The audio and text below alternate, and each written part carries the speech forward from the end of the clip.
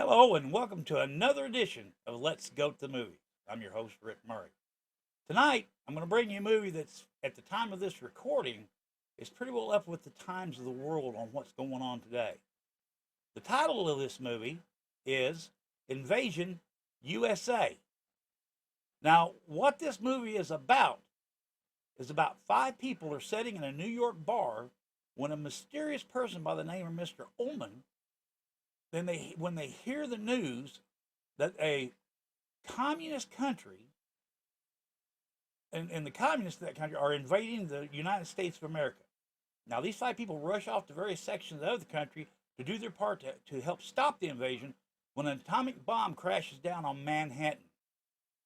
Yeah, sound kind of familiar a little bit what's going on in the world today. Now, some of the folks that's in this movie tonight, one is an actor by the name of Gerald Moore. Now, he had a fairly good acting career during his time. He had 155 credits to his career, and his career spanned from 1939 to 1969. And he was in such classics as the movie serial, 1941, The Adventures of Captain Marvel. Well, in 1947, was in a little movie called The Lone Wolf of London. Was also in the television series The Lone Ranger as the narrator. He wasn't on screen, but he was the narrator for that television series. He also made an appearance in I Love Lucy and in another classic movie, The Night the World Exploded, which was in 1957. And he also made a few appearances on The Red Skelton Show, also the television series Lost in Space, and the television series Voyage to the Bottom of the Sea.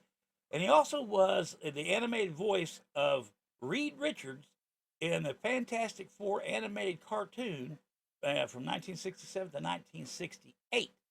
Now, the thing about Gerald is he had a really strong resemblance to another actor by the name of Humphrey Bogart, and that really helped get him typecasted, kind of the handsome, some people say hairy-chested, into the B movie noir. So we had a lot of things going on in the B movies.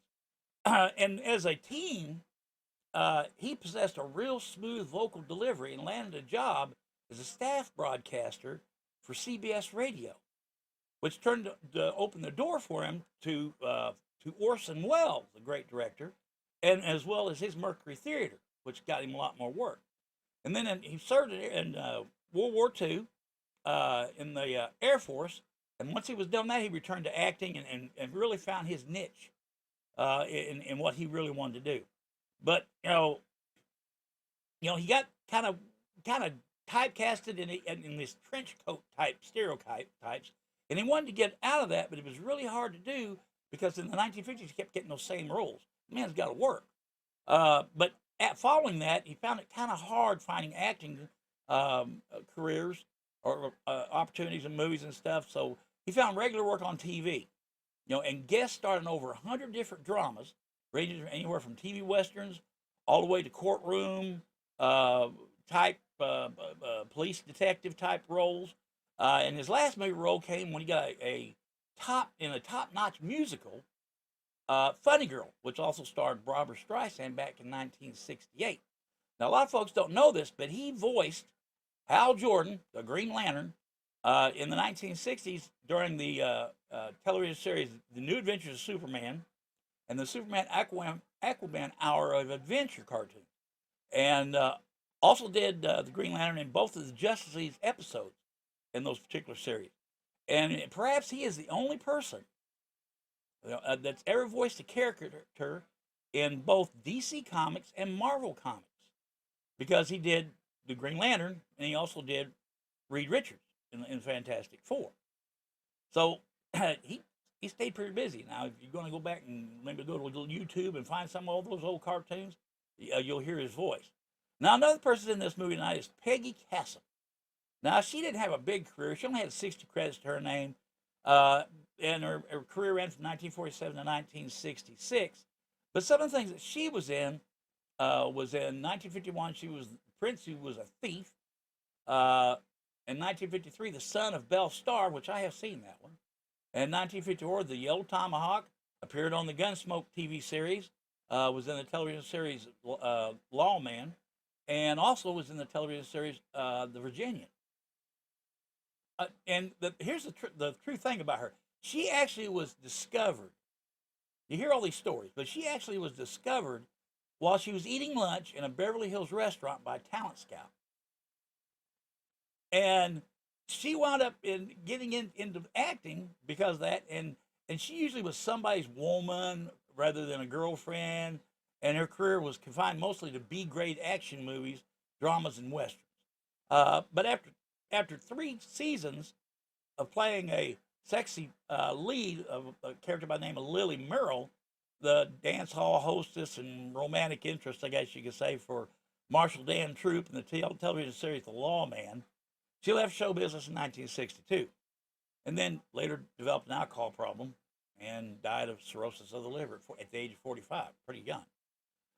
In 1949, she was actually voted Miss Classy Chassis by members of the United Automobile Workers Union from 7 western states. She appeared on, I guess, some of those calendars hanging up in those garages. But she was awarded a star on the Hollywood Walk of Fame in 1960. So what she did must have been pretty good. So there you go, folks. There's some of the lead characters in tonight's movie. And let's get into this thing, because I got a funny feeling we ain't going to be smiling and laughing when this thing's going on. So let's get to the invasion of the USA.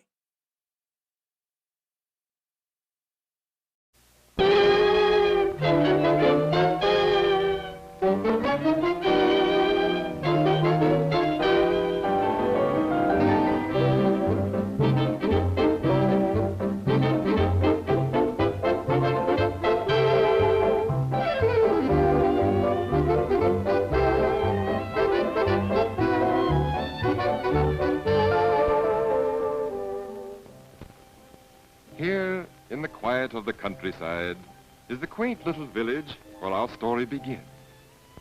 Now, in this quaint little village, there lives a large population of cats.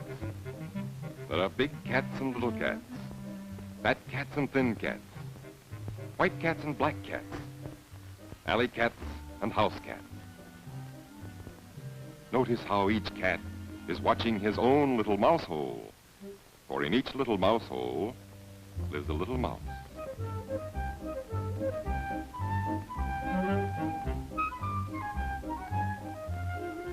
Right in the center of this quaint little village is a great big clock. One day, just as the clock struck 1, the mice make a break for liberty.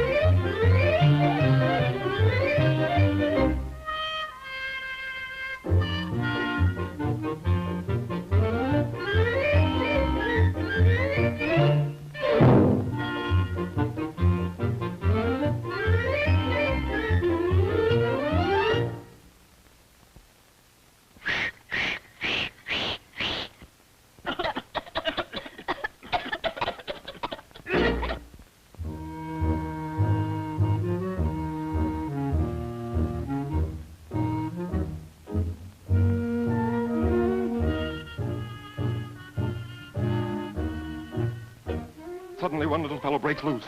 Down the road he flashes.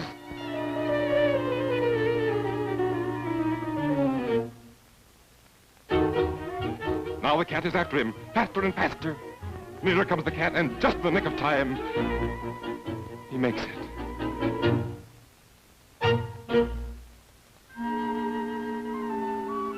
He's escaped the cat. But where is he? What kind of place is this?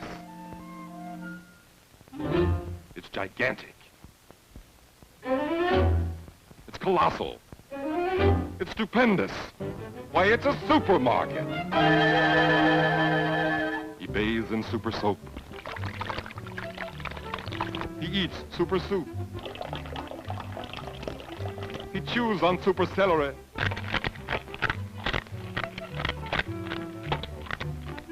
He dines on super cheese. And behold, a super mouse. Realizing that he has a job to do, with a powerful leap, he launches himself skyward.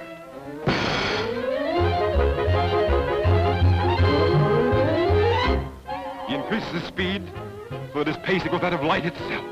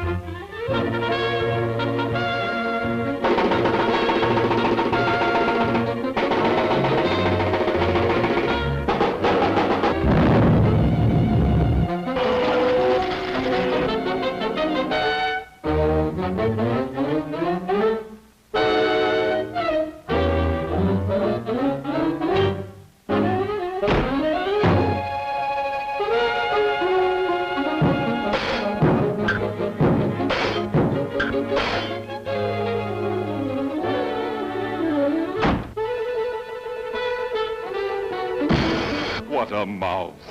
What a mouse!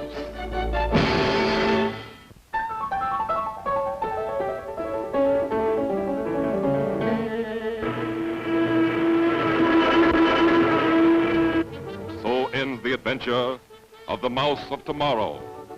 He's seen his duty, and he'd done it.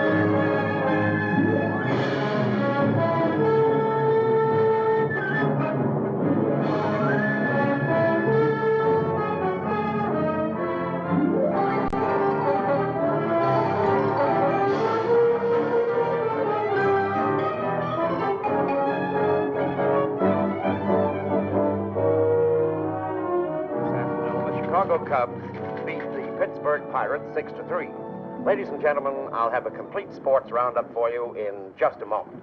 Tim, another bourbon. Coming right up.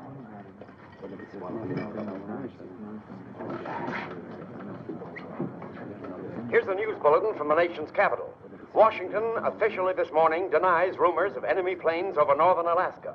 Meanwhile, there's been no lessening of international tension, and informed sources refuse to discount the possibility of all-out war.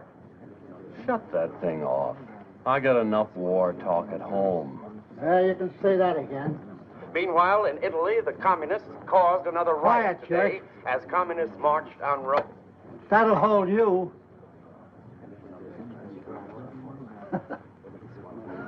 I wish I could keep him that quiet when he comes in here. Customer of yours? Yeah. The TV station's right down the street. And what do you think the lug drinks? A Shea Flip. Oh, you must know him, huh? No. And you've seen him in here. No. Well, then how did you know? Looks like the sort of person who'd drink a Shea Flip. Say, he does it that.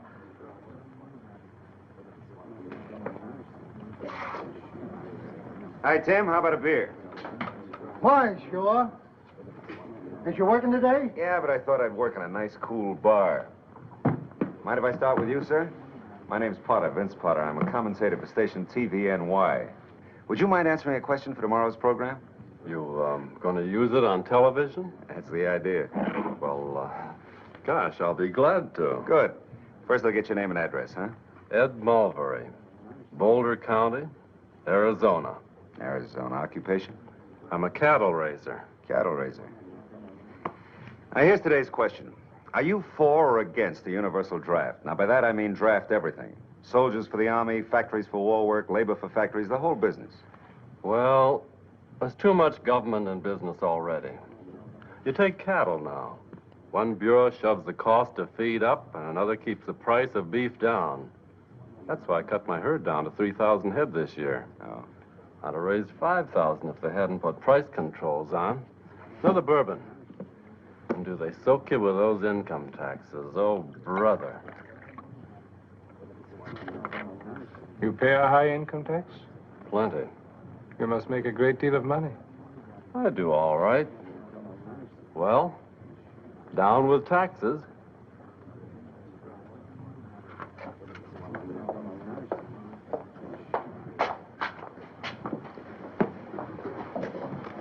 What would you like, honey? A scotch over ice. You know, I don't know why you New Yorkers drink scotch. Stuff tastes like medicine to me. What do you drink in San Francisco? A daiquiri. That sounds like a sissy drink to me. I just like the cracked ice. Scotch and a cracked ice. I beg your pardon. I'm Vince Potter. Yeah? Television station TVNY. Oh, yes. I'd like to ask you both a question. But first, may I have your name, sir? Sylvester. George Sylvester. Your occupation? I'm a tractor manufacturer. Tractor maker. Your name? Miss? Miss Sanford. Carla Sanford. Telephone number? Rhineland 1717. Now, look here. It's all right, George. I listen to Mr. Potter every Friday. His program's very popular in New York. So is he, evidently. Thank you. Now, here's tonight's question, Mr. Sylvester. Are you for or against the universal draft? Army, labor, factory, everything. Draft factories, that's communism. Communism. That's a good quote. They tried that on me last week, but I told them where to get off. Last week, where was that? My plant. They sent an Army major in to see me. It would take me 6 months to get in production on these tank parts. In the meantime, what would happen to my tractor sales? The Army needs tanks, Mr. Sylvester. Oh, sure. I'd like to hear you tell it to some of my dealers. If your dealers are good Americans, they'll know that tanks are more important than tractors. All they know is if they don't get tractors to sell, they're out of business. If an enemy nation conquered America, they'd be out of business for good. A fair chance. I'm sorry, Major. I'd like to accommodate you. But I've spent 10 years in building up my sales organization, and I'm not going to throw it away to do the government a favor. Mr. Sylvester, if people like you won't cooperate with your government willingly, the day may come when we'll be forced to take over your plants without asking your permission. Over my dead body. Now, let me tell you something, Major. The people of this country will never stand for a police state. And you can go back to Washington and tell them that for me. Yes, sir. Just because he was wearing a major's uniform, he thought he could threaten me. But I sure told him off. You sure did. How about you, Miss Sanford? Do you believe in drafting women as well as men? Well, it all depends on what you want to draft us for. War work. I mean, labor in a munitions factory, for instance. I worked in a factory for a while during the last war. It ruined my hands, so I quit. Another drink, Tim, for everybody. Excuse me, gentlemen and young lady. Haraway's my name. Congressman Haraway. I'm just in New York for over the weekend. It's a pleasure to meet you. Well, it's nice to know you, too. Valuable work you're doing, young man. Seeking the voice of the people. I believe in it. That's the American way, the democratic way. Thank you, sir. That's Arthur Haraway, isn't it, of Illinois? Arthur V., thank you, young man. You won't mention the locale of our interview, of course? Oh, of course not. Some of my constituents might not understand, you know. Well, gentlemen, speaking in the voice of the people, I don't believe that anyone hears it with the same regularity as a congressman. Hundreds of letters coming in every week. People telling you what they're for, what they're against. Let me tell you what they're against. They're against communists. Yes, sir, they want communism destroyed wherever it rears its ugly head. Another thing the people don't like is war. No, sir, they don't like war at all. They don't want it. Thanks. Are you against war, sir? Yes, I'm against it. Thank you.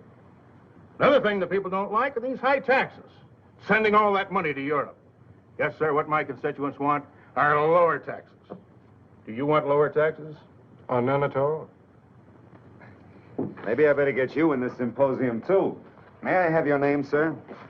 My name is Oman. Oman. Oh, yeah, like the band leader. O-H-M-A-N, isn't it?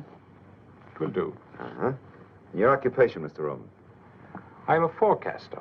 Weather forecaster. Now, what do you think of the draft? I think America wants new leadership. New leadership? What kind of leadership do you suggest? I suggest a wizard. A what? A wizard, like Merlin, who could kill his enemies by wishing them dead. That's the way we'd like to beat communism now, by wishing it dead. The manufacturer wants more war orders and lower taxes. Labor wants more consumer products and a 30-hour week. The college boy wants a stronger army and a deferment for himself. The businessman wants a bigger Air Force and a new Cadillac. The housewife wants security and an electric dishwasher. Everybody wants a strong America, and we all want the same man to pay for it. George. Let George do it. I disagree with you. I don't want to let George do it. You must be the exception. No, I'm George. Oh, that's a hot one. Everyone wants George to do it. Except George. A very good joke. But wars are not won by making jokes. To win a war, a nation must concentrate.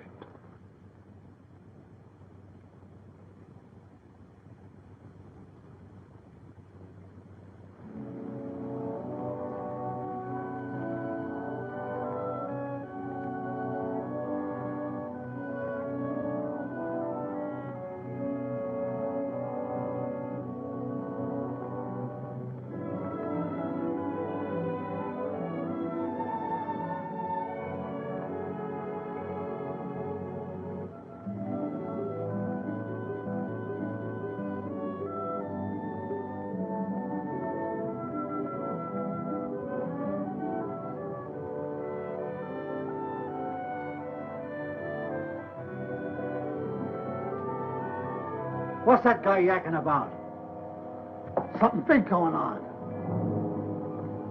Speak up, jerk. No longer a rumor. The blue alert is on. No official word from Washington yet. Official word on what? But here's a news bulletin from United Press. A wireless operator from Seal Point, Alaska, reports over 500 planes were seen at 4:20 this afternoon. 500 planes? What kind of planes? They passed over Seal Point at an altitude of 10,000 feet, heading south.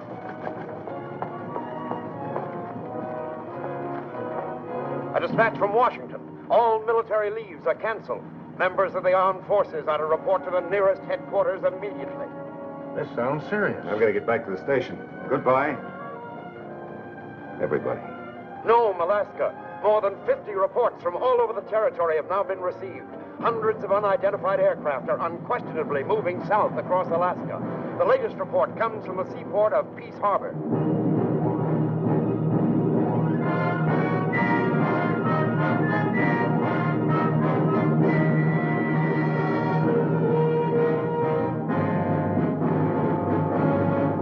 Our planes are here.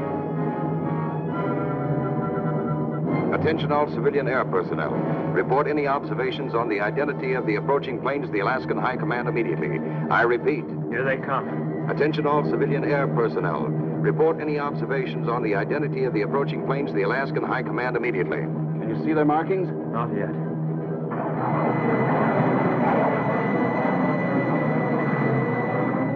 They're coming at us.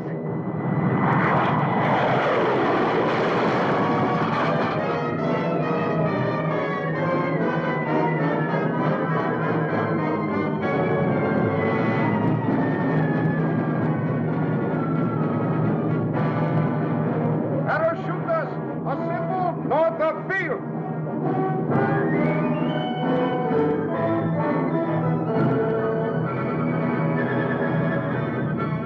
Hold that flight down.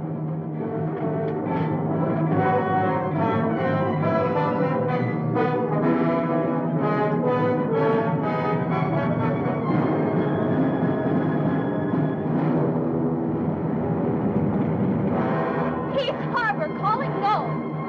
Peace Harbor calling no. The enemy. Here.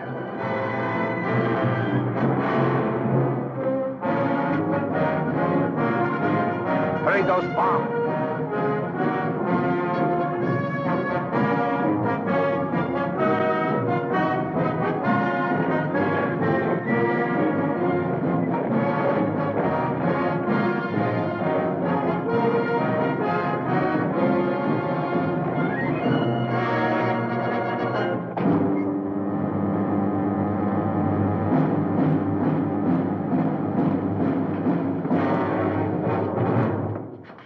Here is our headquarters. Here is the target for Group A for Atlas, B for Berlin, C for Canada, D for Dover.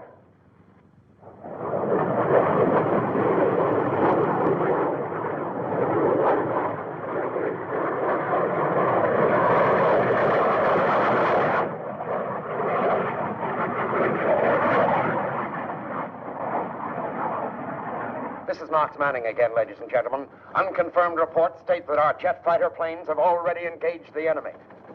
From the United Press correspondent in Fairbanks, Alaska, it's now certain that the United States has been attacked without warning. 3 civil airports in Alaska have been captured. A dozen more don't reply to urgent radio calls. There's a great deal of static in the northwest, probably due to enemy jamming of the airwaves. The big mystery now is why have no cities been attacked? Why did the enemy throw away surprise, yet fail to drop a single atom bomb?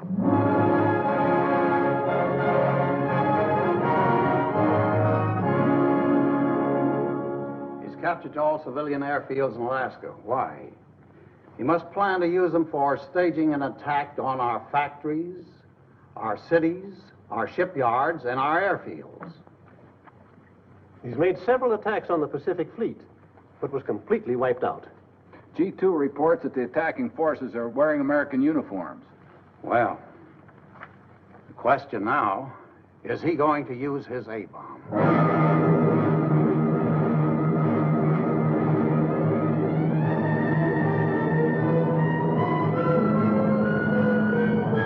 That is the airfield. Make ready. All right, you guys, scramble. This is it.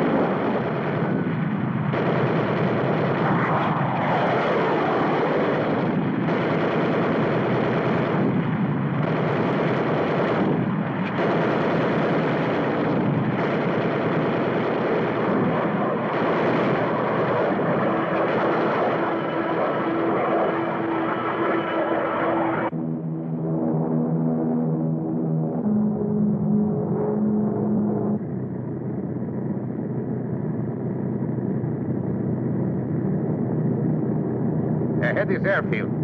Make ready to bomb.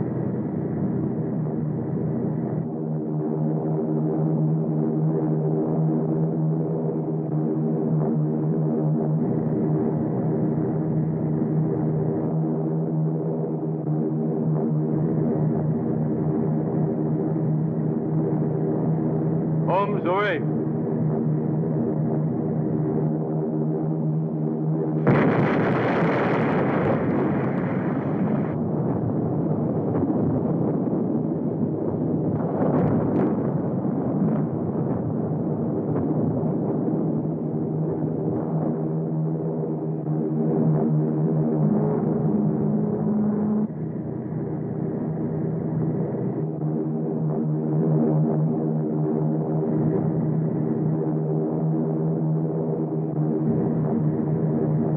Bombs away.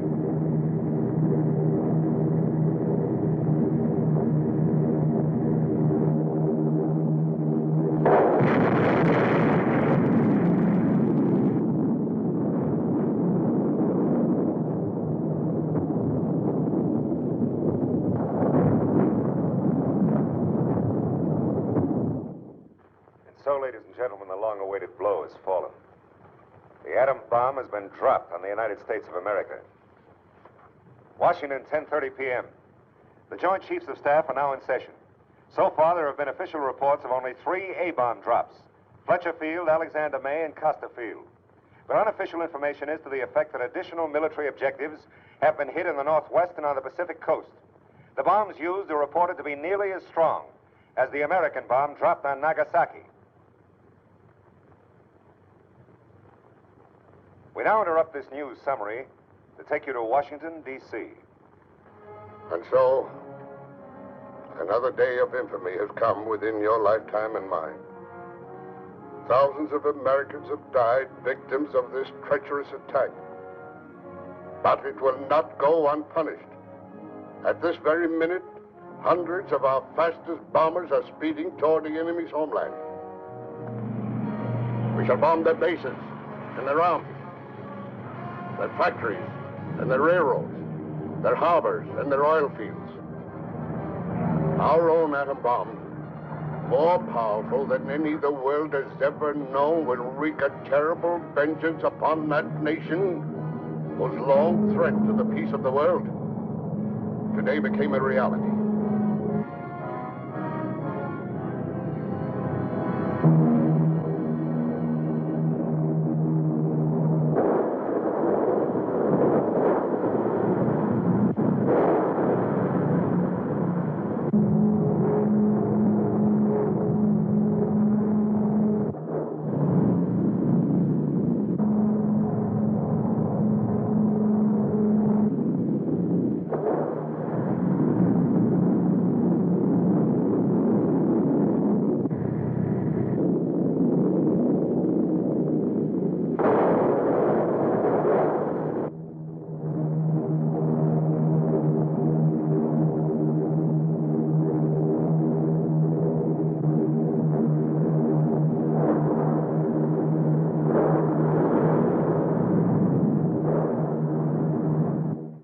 While our bombers are carrying the war to the enemy's homeland, American fighter planes and the air arm of our fleet are valiantly defending the shores of our Pacific coast.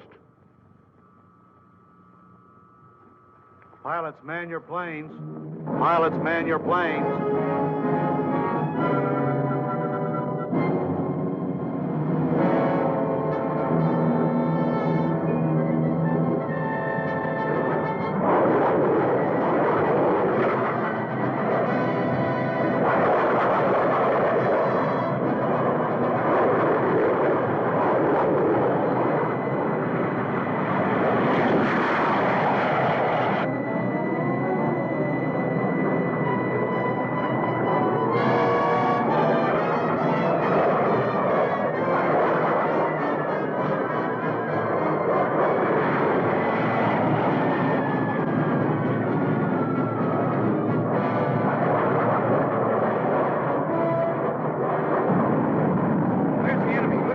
Back wing.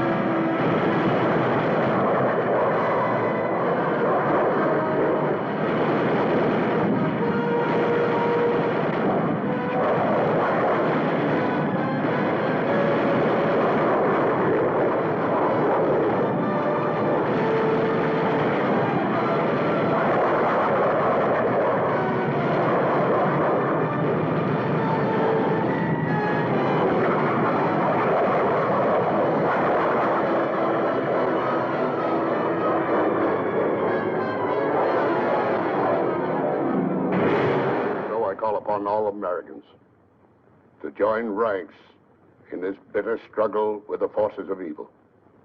Forces that will never rest until they have conquered the earth, or are themselves conquered by the united strength of the free peoples of the world. Not enough. Turn it off. Where's the congressman? He left for Washington a couple hours ago. How about the fellow Oman? He's gone, too. Can you imagine those guys attacking the United States of America? Yeah, well, we'll shove it down their throats. This is it. The final game of the World Series, and we're the home team. Give me a beer, Tim, while I got some voice left, will you? Hi. Hi. Is it as bad as it sounds? Worse. What's the inside dope, Vince? Well, we've lost part of the state of Washington. About 50 military airfields in the west. They were knocked out by atom bombs. It was like a modern kamikaze attack. No matter how many planes we shot down, they kept coming until one got through. A Navy air arm is operating from carriers off the coast of Oregon. They've taken a terrific toll of enemy planes. How about the cities in California? You mean San Francisco? Yeah. Hasn't been attacked yet. Thank God for that. But they hit a shipyard in the state of Washington. 20,000 dead. Oh, no. Oh, yes. But what are they up to? I mean, they wouldn't just drop a few bombs and let it go at that. Well, there was a rumor that they were dropping parachute troops near Puget Sound. In American uniforms. Turn it on again, will you, Tim? We were trying to pick up a Tacoma station by microwave when I left. Do you think there'll be an actual invasion? I wish I knew. It's hard to believe, isn't it? I mean that this is actually happening to us. Yeah, right here in the United States. Look at that.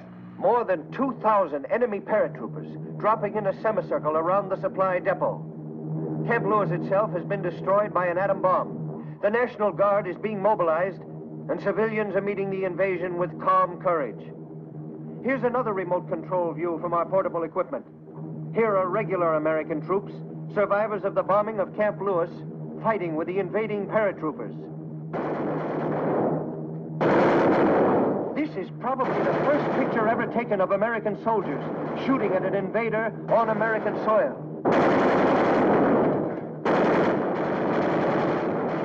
Here's the target. Enemy paratroopers landing in a field near Puget Sound.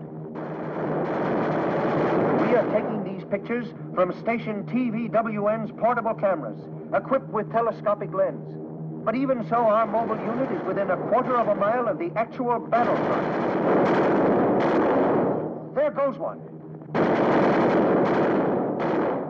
But it will take more than a handful of riflemen to hold back the thousands of well-equipped troops who are dropping out of the skies above us here in the state of Washington. We're having trouble with our picture. I hope our microwave is getting through to the east. We want all Americans to know.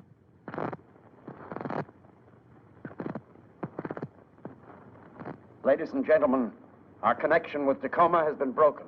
We will restore it if and when we can. Meanwhile, here is official confirmation of an earlier rumor. Washington, D.C., the Department of Defense announces that the Pacific shipyards have been destroyed by atom bombing.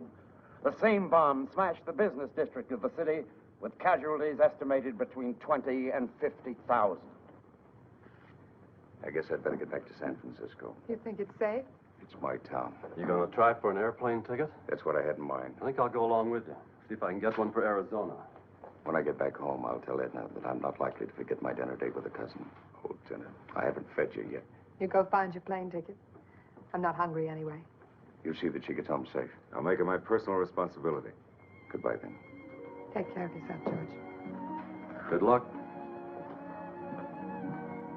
This is an emergency announcement. This is an emergency announcement. Every able-bodied citizen is requested to report to the nearest hospital to give blood for the Red Cross. It's a nightmare. This can't be happening. It was a cinch to happen. Last time I met a girl I really liked, they bombed Pearl Harbor. What happened to the girl? The war ended. Extra paper, America invaded, read all about it.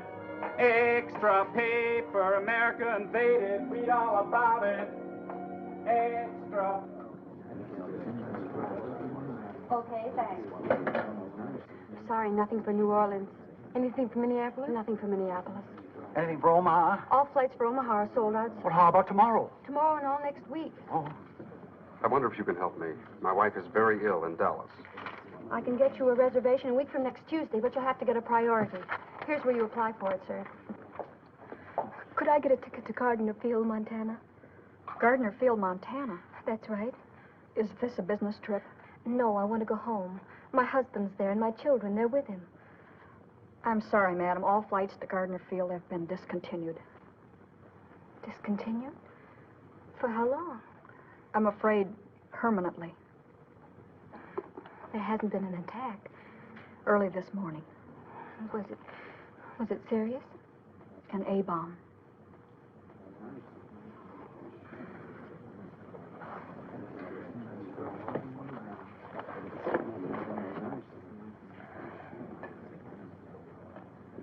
I don't think we'll do any good here. You know, there's a bellhop at my hotel. Knows all the angles. Maybe this isn't the time for angles. You're right. Any chance to get to Phoenix or Tucson? All sold out. How about San Francisco? Still a few spaces left, if you can get a priority. Apply for it here. Thanks. You know, I think I'll try for San Francisco with you. Maybe I can rent a car there and drive home. Fine, come along. I'd like a ticket to Seattle. I'm sorry. Gentlemen, are you sure you understood my instructions? We have lost air groups 8 and 9, and there are still 2 fields remaining. Here and here. You know our plans.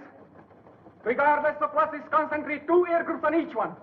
Strike immediately with atom bombs. Yes, Excellency. And order the attack on San Francisco placed in the ready stage. Immediately, Excellency.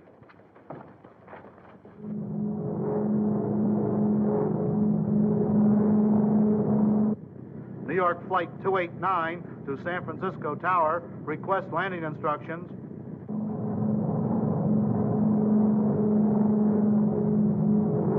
Tower to TWA, Flight 289. Land on Strip 3.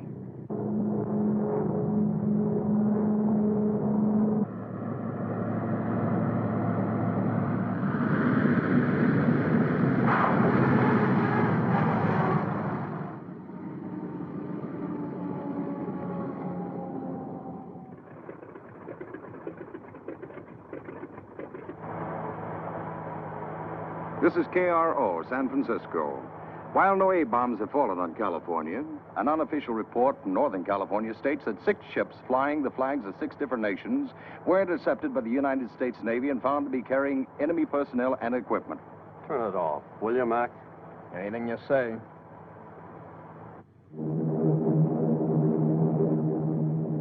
The Golden Gate. There is San Francisco.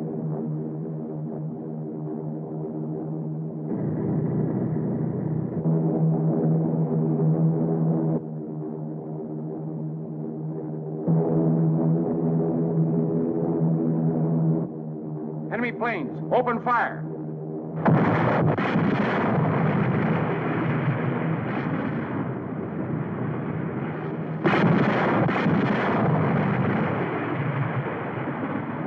What's that?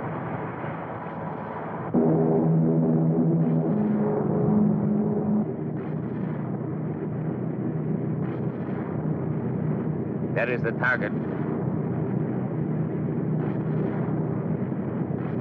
Bombs away.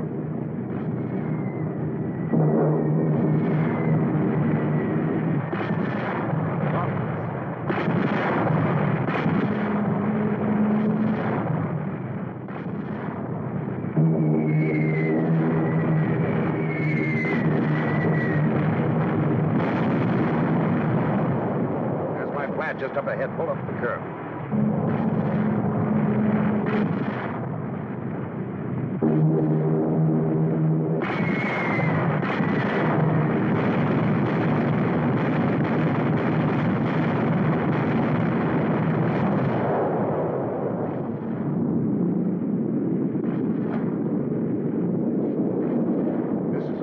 How do you like them guys bombing San Francisco yet? We never got bombed in the last war. You never got it, brother. I was in Guam. Anybody got a cigarette? Have a cigar.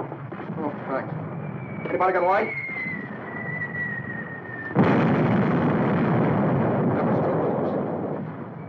What's the chance of hiring your cab to drive me to Arizona? You need to get out of this town. Good luck.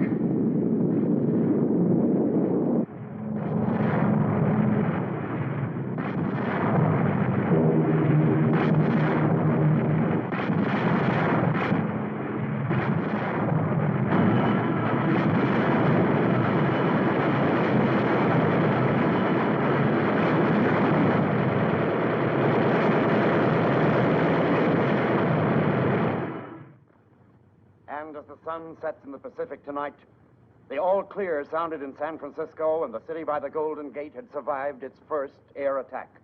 No A-bombs were used, and although our armed forces took a terrific toll of enemy planes, serious damage to San Francisco cannot be denied.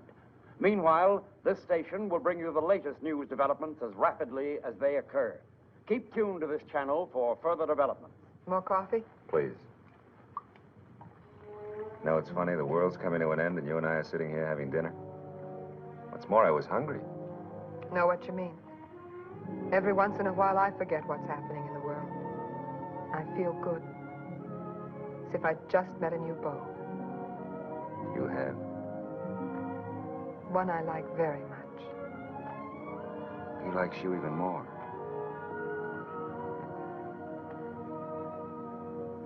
War or no war, people have to eat and drink and make love. News bulletin. A special meeting of the Joint Chiefs of Staff has been called in Washington. There have been no further reports of bombing from the West Coast, but an unconfirmed report maintains... Gentlemen, we've just smashed his largest A-bomb plant. And X-bomb? 4 of them. Our B-36s reached a target at 2,300. They blew a hole right through the middle of his plant. How many workers there? About 50,000. How many casualties would you estimate, General? Oh, I'd say at least half of them. Well, what will happen if he hits New York, Chicago, the way we hit him? It'll be tough. Let's all go to the lobby. Let's all go to the lobby. Let's all go to the lobby to get ourselves a treat. Delicious things to eat. The popcorn can't be beat. The sparkling drinks are just dandy. The chocolate bars and the candy. So let's all go to the lobby to get ourselves a treat. Let's all go to the lobby to get ourselves a treat. Now to pause and refresh. For your convenience, we have an attractive refreshment stand in the lobby with buttered popcorn, golden good and hot from the popper, your favorite candies, wholesome and rich with a flavor treat for every taste, ice cream and other good things to eat, plus delicious Coca-Cola. So bright and bracing with the tang and tingle unmatched by any other beverage. Enjoy ice-cold Coca-Cola at our refreshment stand right now.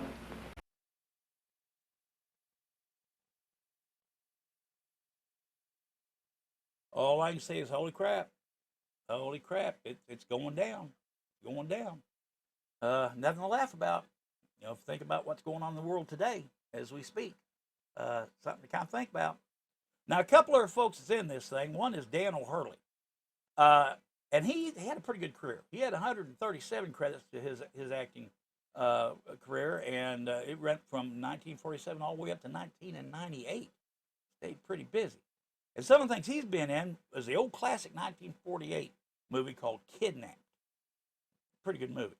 Was also in The Purple Mask in 1955, Night Fighters, 1960, The Cabinet of Caligari in 1962, which was a remake of an old silent movie. Appeared on the television series Bonanza. I think everybody's been in Bonanza. The Travels of Jamie McPheeters, which he was the lead character in that television series from 1963-64. Made an appearance in Man from U.N.C.L.E. Even made an appearance in Charlie's Angels and had a role in the 1990 movie RoboCop 2. Now, he was actually a civil servant over in England from the county of Cork and worked in the Department of Industry and Commerce. And as a teenager, he developed literary ambitions. And he entered into the college over there and applied to study law, but wanted to switch to architecture, actually, which allowed him to use his drawing skills. And while a student, he published political cartoons in an Irish newspaper under, which was pretty bold back then. And he decided not to go in his father's footsteps, who was an architect, and wanted to get him more into acting. And he did find a lot of work on radio and as well as on stage. And he actually often put his architectural qualifications to work in some of these performances in making sets, the set designer itself. But when movie roles became scarce for him, he branched out into anthology television and eventually became more a sought-after guest star on popular primetime shows like The Untouchables and, like I said, Bonanza. And he never appeared in any film at all in his whole career that was nominated for a Best Picture. There you go. Now, another person that's in this movie tonight was Robert Bryce. Now, he's been busy. This guy has got 240 credits to his acting career. Pretty busy. And it ranged from 1943 and 1967. And he has a whole list of things he's done. He's been in the movie, 1947 movie Bachelor and Bobby Soxer. In 1951, it was in the movie Tales of Robin Hood. Appeared on the television series The Cisco Kid. And also The Adventures of Kit Carson, Lone Ranger, The Gene Autry Show, Roy Rogers Show, and The Life and the Legend of Wyatt Earp television series, and was in the TV movie in 1967, Winchester 73. Good movie. Seen it. But he also did a little work on a movie back in 1955 called Foxfire, Burke's Law, and another movie called Red Snow. Now, he did a real great job as a support actor. I mean, he didn't have a whole lot of lead roles, and he usually wound up being like the nameless ranch hand or henchman or detective in some of these shows. And he found himself much more in demand for kind of TV guest spots in the 50s and the 60s. And he appeared in a whole lot of commercials for Greyhound Bus Line as the stalwart bus driver who sticks his head out of the bus, smiles, looks directly at the viewing audience and says, "Leave the driving to us." Yep, that's the guy that did that. So there's a little bit more about some of the actors in here. So let's get back into this thing because I hope it's going to turn out. I hope it's going to turn out good because there's nothing to laugh about. So let's get back to Invasion of the USA.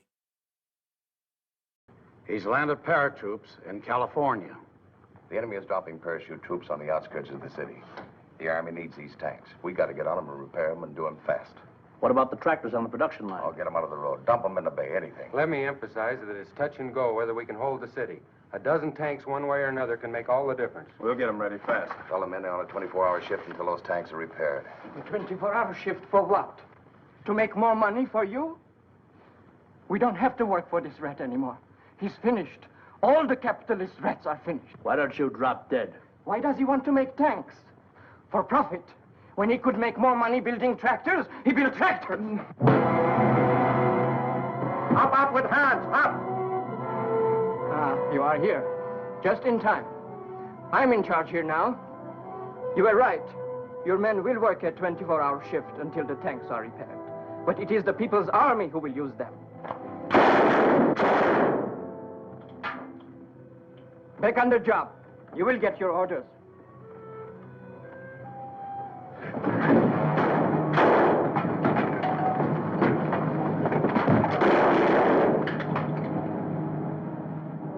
Why do people like you always think you can beat anybody with your bare hands?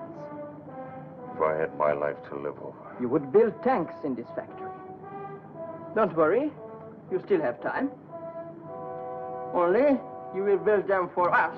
That's what you think. Shut up! It would be a pleasure to kill you, too. But my orders are to keep you alive. Yeah. We need this factory, you see. And you know how to run it better than anybody else. So, there is only one thing to do. You are so dead right. And I'm just the man who can do it.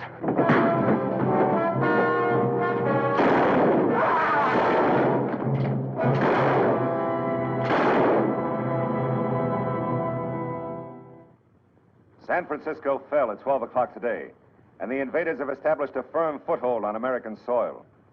Our military air bases within fighter plane range of Northern California have been knocked out by A-bombs, and it is rumored that the Army is being withdrawn to a defense line along the western borders of the Rocky Mountains.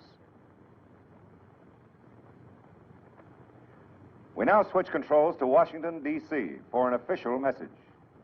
It is my unhappy duty to report to you that despite heroic effort by our armed forces, the enemy invaders have now secured San Francisco, Oakland, Astoria, Oregon, and Port Townsend. To the people of these cities, I bring this message. Do not despair. At 10 o'clock this morning, England and France declared war on our side. All the nations included in the Atlantic Pact have risen to defend the free world. Despite the unprovoked nature of the attack, the war has not been as one-sided as it may now seem to you. For every atom bomb dropped on our country, we have taken 3 to the enemy's heartland. And we have huge stocks of atomic weapons in reserve. Stocks large enough to eventually crush the enemy on his native soil and end forever his power to make war on any nation anywhere. So be of good courage. For we have met the first shock of aggression, and we have returned blow for blow. And even as I speak to you, our Pacific Fleet is carrying the conflict to the enemy's homeland.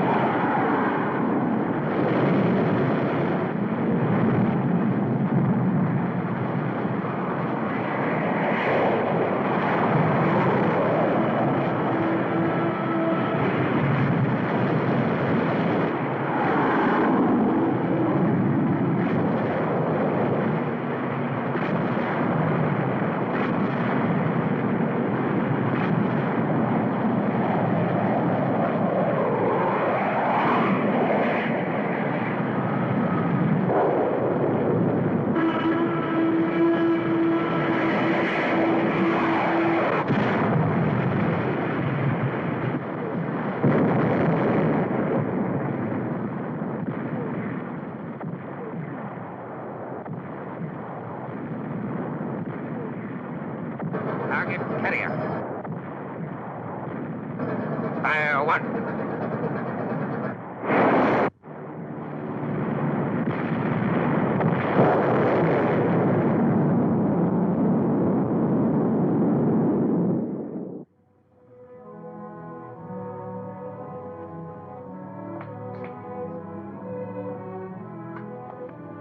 How do you feel? I feel great. How much of the red stuff did you take out? Just a pint. The next time, I'll give you a fifth. All right, come around in about 12 weeks. Next. Hi, honey. Hey, what you doing here? Oh, I thought I'd spare you a few red corpuscles. Swell, I can use them. Tried to join the Air Force today. They didn't take you? 90,000 guys are trying to join now that it's too late to train men. What they need is equipment. What we need is blood.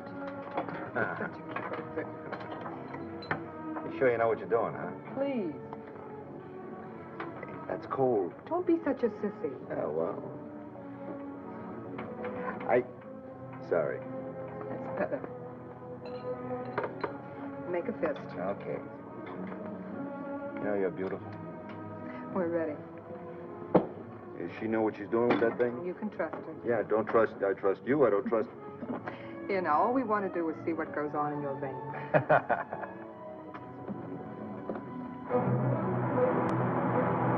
All over America, long lines are forming in front of Red Cross blood bank centers.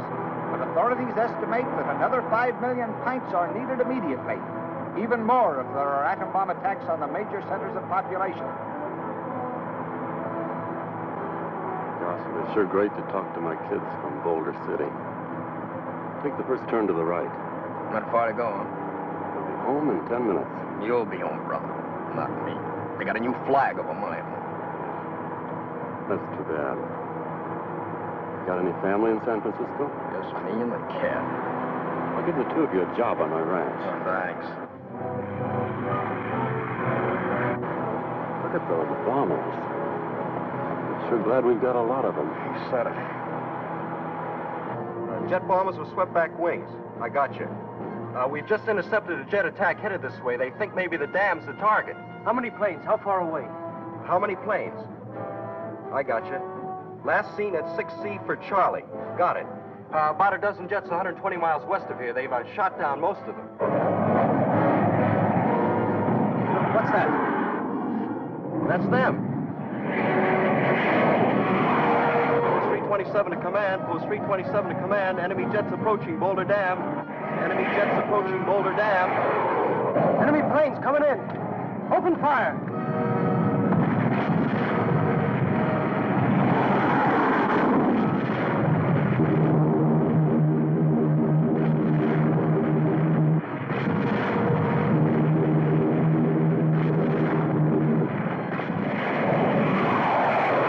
Enemy jets attacking dam.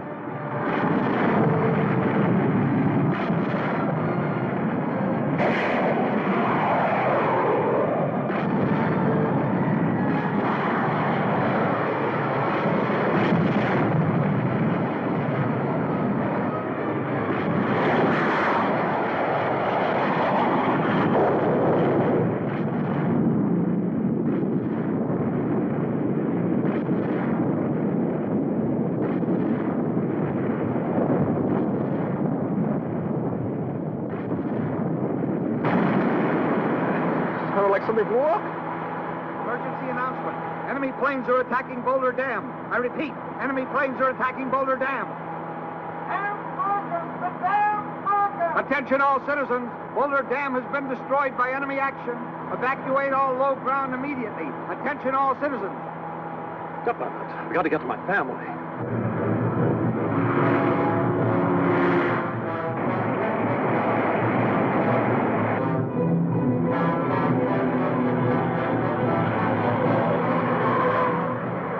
There they are. Daddy, look at my new dog! Daddy, Get in the path fast. The dam's down. The dam? Yes, they bombed it. Boulder Dam. Get in quick. We can't Hurry. go anymore. Hurry.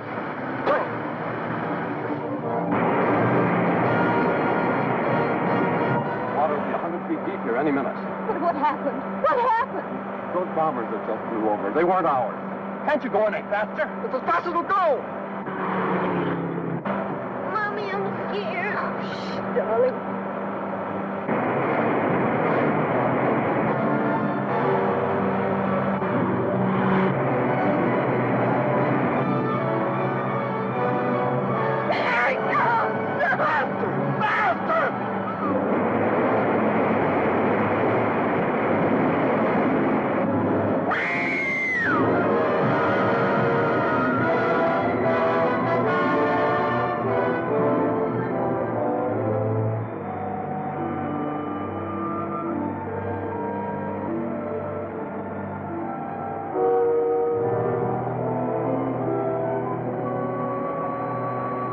destruction of Boulder Dam by an atomic missile today was only the culminating disaster in what will go down in history as Black Friday for the United States of America. At 10:27 this morning, off the coast of California, an American warship was the victim of another new atomic weapon when the carrier Crown Point suffered a direct hit by an atomic torpedo. First victim of a weapon that threatens the very existence of the United States fleet, the Crown Point waged a gallant fight for survival, but at 5:20 this afternoon, the fire reached her boiler room, and Captain Headley gave the order to abandon ship.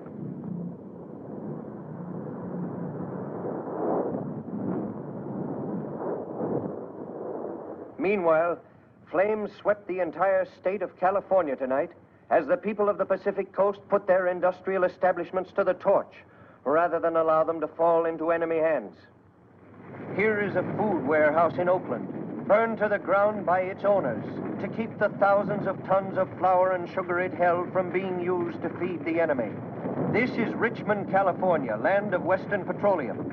1 million gallons of high-test airplane gasoline go up in flames to implement the scorched earth policy with which a resolute civilian population is meeting the first invasion of America since the War of 1812. Disaster follows disaster as railroad employees wreck their own trains to slow the enemy drive. A steel plant built at a cost of $50 million burns to the ground. Part of the terrible financial balance sheet of war. Billions of dollars of property lost to the American people forever because we did not provide a strong enough army to protect ourselves. I heard they got 10,000 transport planes flying in soldiers. They probably got 500,000 men in California by now. A fellow I know said his brother heard they had better than 60 ships in San Francisco harbor. Says they landed a couple hundred heavy tanks and maybe 1,000 atom bombs. The way I figure it's this. They must know they can't fight all the way across the United States, so this landing's just a diversion, see? I mean, they're just waiting for us to send our whole army out west. Then they'll overrun Europe. Bases. That's what they're after, airplane bases. As soon as they get them, they'll start to bomb Pittsburgh, Detroit, places like that. Man, we sure bombed the daylights out of them yesterday.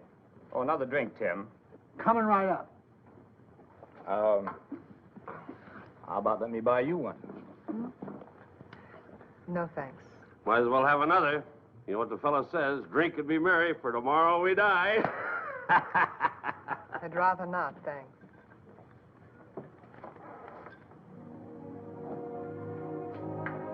Hi, honey. Hi. How's the blood bank? It's fine. We set a new record this week. You set a record with me a long time ago. Give me a beer, Tim, huh? Well, they turned me down again today.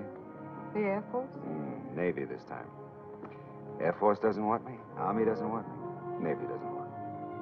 I want you. That's the best thing I've heard today. I mean it, too. Why wouldn't the Navy take you? Same old story. More men than they have weapons for. Soldier's no good without a gun, and a sailor's no good without a ship. Don't let it get you down, chum. Remember old Tim's motto, let Jack do it. Jack? Yeah, George's brother. Oh, you kill me. Let's get out of here. Right now? Right now. I'm with you. Hey, Vince, you forgot your beer. You drink it. Why not?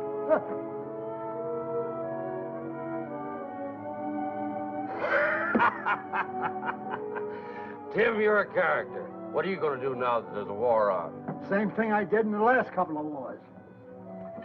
Shake daiquiris.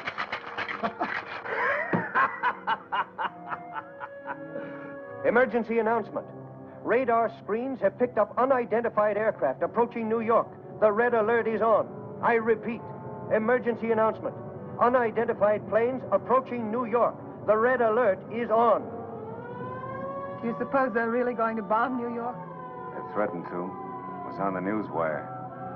We didn't want to release it and start a panic. I'm not afraid. I'm not afraid at all. I know what you mean. I think we were afraid because we were drifting. We didn't know where we were going. Carla, there may not be much time left. But in the few days there are, I want to spend them with you. I want that too. Want it very much.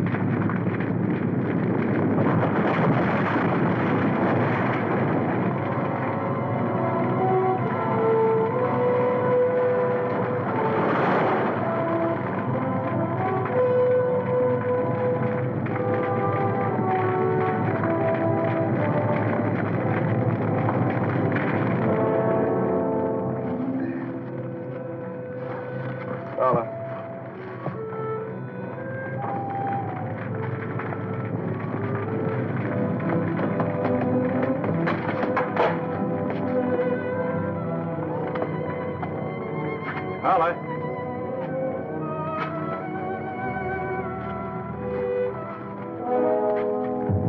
It's him. He's dead. Fowler.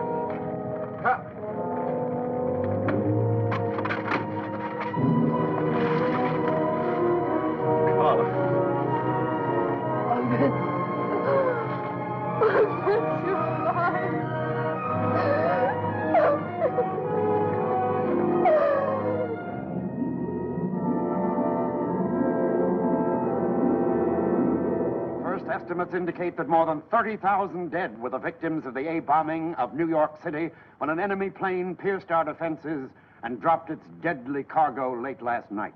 And only the heavy steel and concrete construction of the city's skyscrapers held down the death toll, as more than 50,000 injured filled New York hospitals alone. City and state civilian defense workers are on a 24-hour shift, and aid is pouring into New York City from every direction. Any further report on the New York attack? Here are some air pictures of the damage. About a third of the city has been quarantined. Radiation. How did the radiation casualties compare with the direct fatalities? No report on that yet. What's his purpose? Why should he capture one small part of the Pacific coast and then stop? He may be stockpiling A-bombs to hit our industrial centers, in which case this may have been a probing attack to test our defenses. Today we make the critical attack. 10,000 special paratroops. Every man speak English. Every man wear United States uniform. We attack city of Washington. Our big generals are there. All government officers. We killed these people today. Our soldiers. What is the word for Boshachlik? Infilter? Ah, yeah. Infilter. Our soldiers infiltrate and assassinate. No one left to give order. No command for the army. No leader for the government. Could the bombing of New York be a diversion to keep all our air strength away from the West? Oh, it could be. Perhaps that's what he wants us to think. Perhaps he'd like us to send everything west and leave the East Coast unprotected. I don't believe we've seen his main attack yet. Put the red alert on everywhere.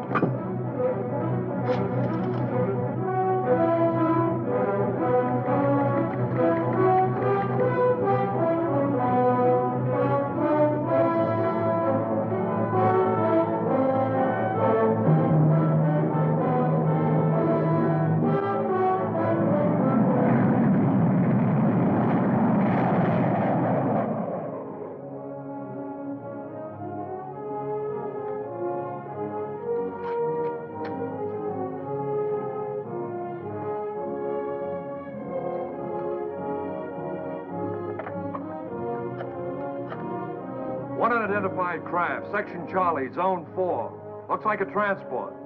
Yes, that's the third. Better go after it. Group 3, rendezvous at Section Baker. Get going, fellas. Let's go!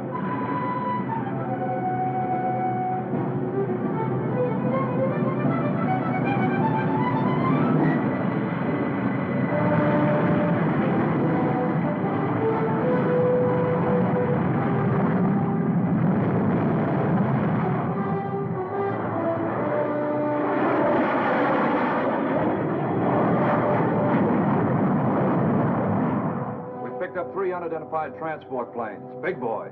That's the Joker. One south, one east, and one north. You sent out interceptors? After all three. You don't suppose... There have been no reports from the west, sir. Bring Post 21. Yes, sir.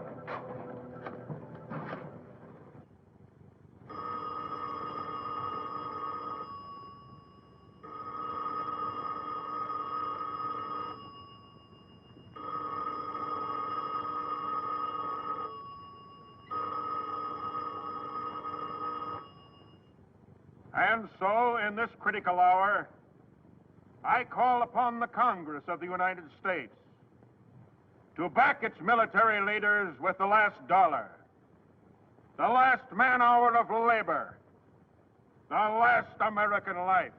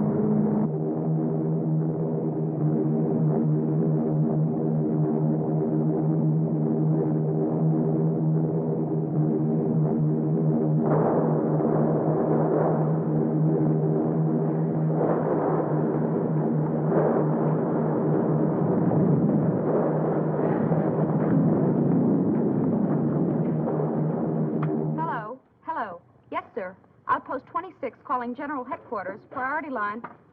Hello. They've landed where? Yes, yes. Across the Potomac. In American uniforms. Stand by for orders. Double the companies guarding the White House, the Capitol, the Senate building, and the House. Yes, sir. And have them challenge everybody, no matter what uniform. Halt. Who goes there? Company B, 183rd Infantry. 183rd, that's an Illinois outfit, ain't it? Yes. Yes, Chicago, Illinois. You ever go see the Cubs play? Cubs? Cub is a young animal, a bear. Sergeant the guard! Sergeant the guard! Halt! Who goes there? If we, as members of Congress, have ever been lacking in vigor in our nation's defense, if we have ever failed to realize the urgency of the nation's peril, let us be doubly vigilant now. Let us set an example of fighting Americanism for the whole nation to follow. Let us continue to... Gentlemen! Gentlemen! The enemy is attempting to seize the seat of government! We are surrounded!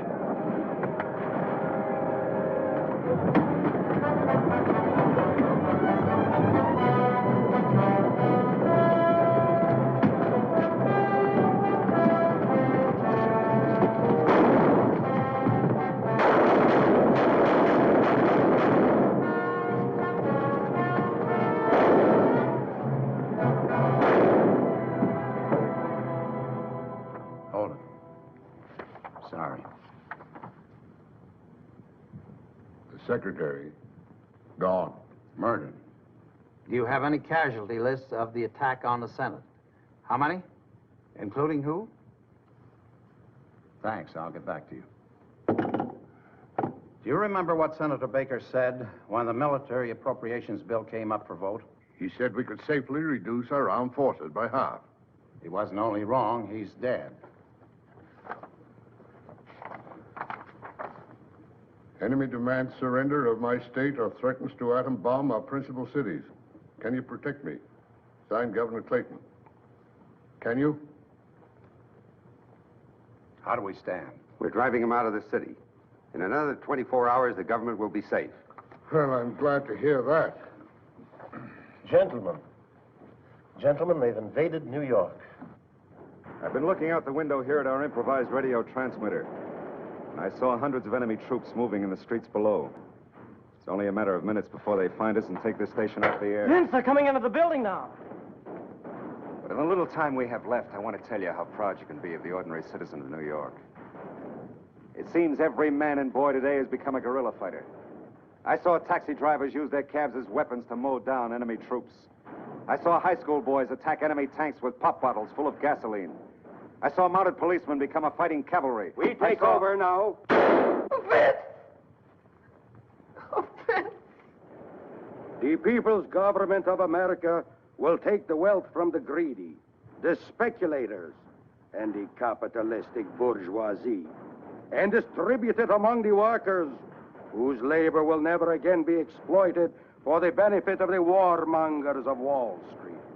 The People's Government brings the citizens of New York a new freedom, a freedom based on order, a freedom based on loyalty to the leaders of the party, your party, which will work hand in hand with the Marxist democratic leadership of all other nations, so that never again will war be necessary among the civilized peoples of the world.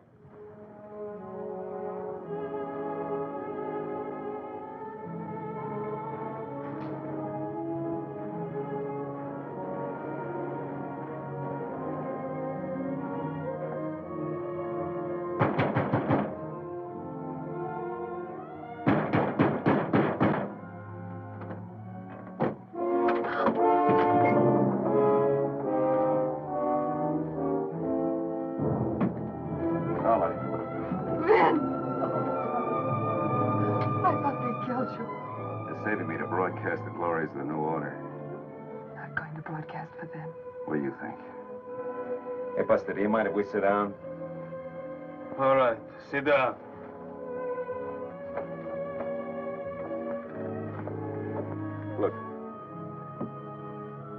guys, don't you drink whiskey? Good whiskey? I drink it myself over there. Ah, whiskey. Whiskey good, ah. You try trick, I kill you. Your woman, too. No tricks, no tricks. Good whiskey. Look, baby, I tricked him into bringing me here. I'm going to get you out. You don't know how wonderful it is. Just to see your face. To know that you're alive. I never thought I'd see you again either.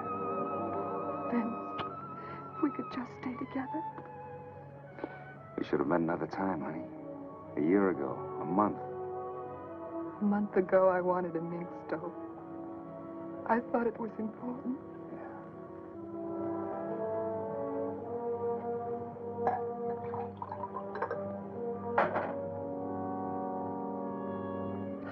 Vince, if I had my life to live over again. That's what everybody's saying, honey. You drink whiskey, too. Please. No. She doesn't want any.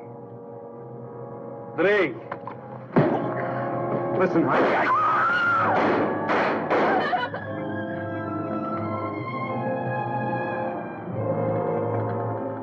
Get out! Get out of here! He's dead. Now you, my woman.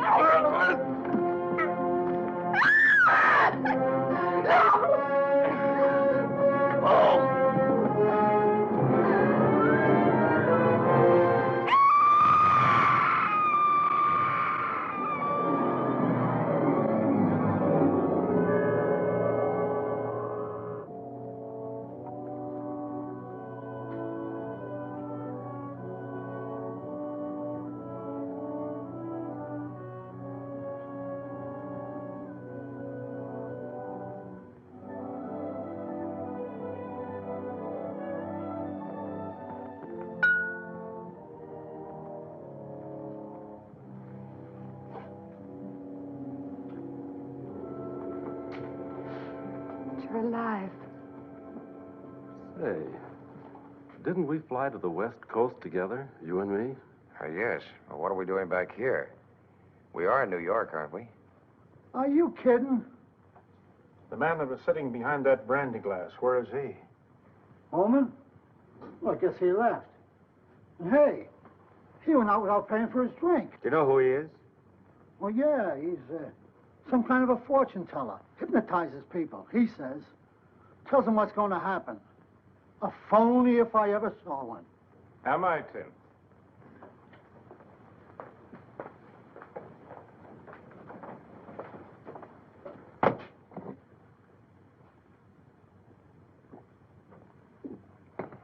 That's for the drink. You asked for me, Congressman. Did you enjoy your little excursion into the future? Thank you. Mass hypnotism. That's what it was. Exactly. Then all that stuff about the enemy taking over my plant, it isn't on the level, is it? It isn't really going to happen. It is, unless you do something to stop it. Tomorrow springs from today like water from a rock. If you want to change what you will become, first change what you are.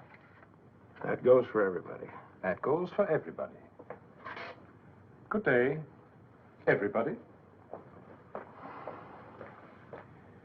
Well, I guess I've got to be going. Maybe make some of those tank parts. I'll be going with you as far as Washington. I've got some things to do also. I'm in on this, too. So long, Tim. So long, fellas. Come back again. Finished with your drink? Yes, but I'll take care of her. Is that the way you want it? Okay. Good luck to the both of you. I guess it's my turn. Do you happen to know the address of the nearest blood bank? I'll show you the way.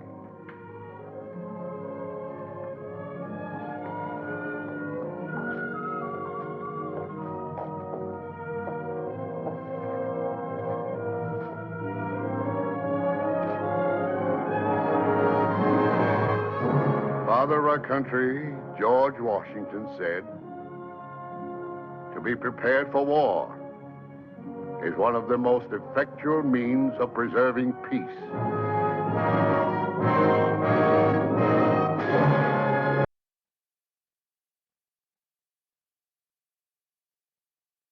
Well, there you have it. There you have it. Nope. Makes you think, don't it? Really, really makes you think. Now, a couple other actresses that I'm going to talk about in this movie. Now, this movie is kind of unique because it has two actresses in this movie that both of these actresses have played the role of Lois Lane in The Adventures of Superman with George Reeves. First actress is Phyllis Coates. Now, she had a pretty good, or has had a pretty good career. 145 credits to her, which ranged from 1948 all the way up into 2017. Long career. She's been in things such as like the movie My Blue Heaven, The Cisco Kid. As I mentioned, Superman. She was in the television movie. Superman and the Mole Men as Lois Lane. Appeared on the Abbott and Costello show, the television series The Duke, The Lone Ranger. I Was a Teenage Frankenstein back in 1957. That sounds kind of goofy, but it is kind of a classic. Made an appearance on Perry Mason, and even in 1994 on Dr. Quinn, Medicine Woman. Now, when she was a teenager, she moved to Hollywood with the intentions of going to UCLA. And a chance encounter with another actor by the name of Ken Murray in a Hollywood restaurant landed her a role into this comedian's vaudeville career. And started out as a chorus girl and worked her way up to doing her own skits before moving on to work for a veteran showman by the name of Earl Carroll, and later touring with the USO. And then she got her first motion picture experience in some comedy shorts at Warner Brothers, and then wound up slowly getting into lead roles. And during she did a one-season stint with Adventures of Superman, the very first season. She began to divide her time between TV, B-movie assignments, and movie serials. And years after she claimed fame as Lois Lane in The Adventures of Superman, she played Lois Lane's mother in an episode of Lois and Clark, The New Adventures of Superman. And she was the first, like I said, the first actress to appear as Lois Lane. Although Noel Neill, who's also in this movie I'm going to talk about, also played the first role of Lois Lane, but in the movie serials with Kirk Allen. He was the original on-screen Superman, and then George Reeves came along later. And one of the things that's funny is, well, she was accidentally punched during the filming of The Adventures of Superman, the episode called Night of Terror, which knocked her unconscious.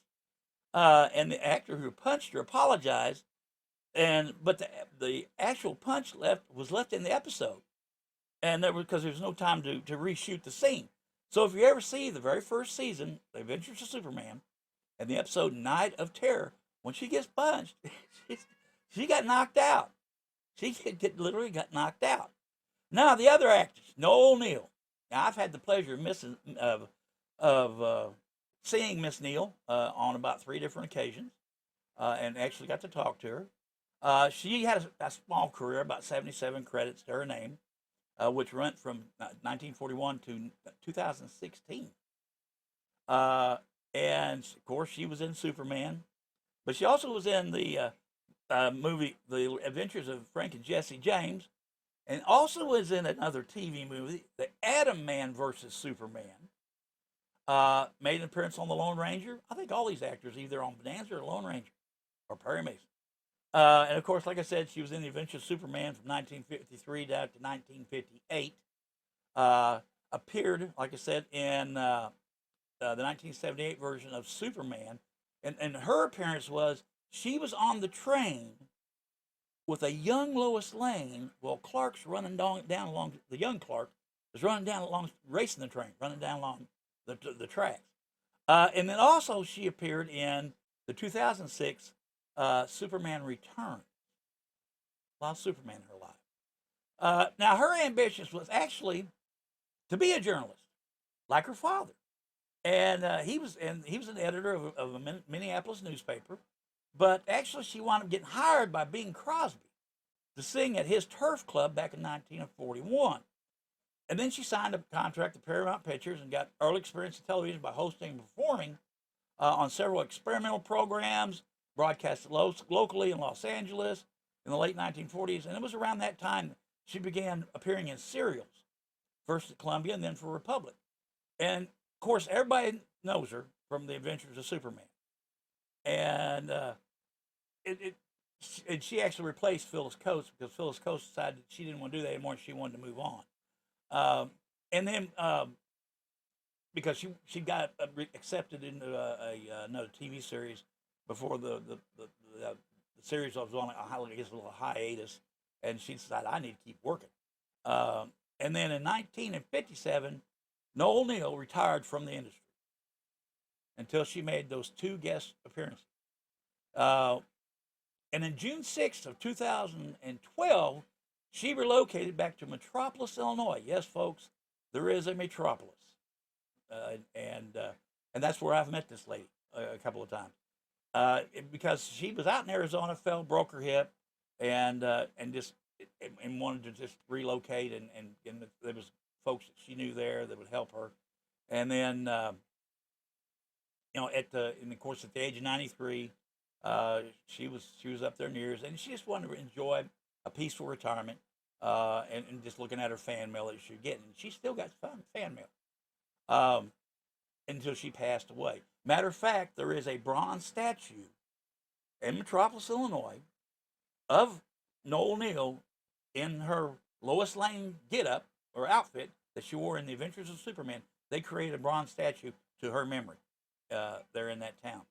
Now, a couple things about this movie I want to bring to your attention. They kept referring to Hoover Dam as Boulder Dam in that sequence of the movie.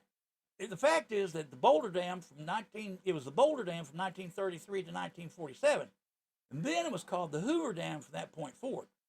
So at the time, the time stamp of this movie was after they changed the name to the Hoover Dam. And also the Boulder City, Nevada, it shows them as a flatland farming community downriver from Hoover Dam, being flooded by water after the dam is bombed. Boulder City is on a hilltop, actually, 7 miles away from the dam, and somehow 1,300 feet above elevation. So that never could happen. The other thing about this movie is the Soviet bombers showed dropping the atomic bombs, in fact, were American B-29 superfortresses. And in fact, the American retaliation raids, the same B-29s are shown. This reveals that stock aircraft footage was used for both. And actually, the earthquake footage, it was taken from another film and inserted into this one. So there you have it. There you have it. This is one of them films that makes you think. Kind of might remind you a little bit about Red Dawn. Remember that movie? Yeah. So anyhow, I'm glad you enjoyed it. I hope you did enjoy it. And I want you to come back here again for another good episode of Let's Go to the Movies, and let's see if I can't find you another good old classic to watch. So until next time.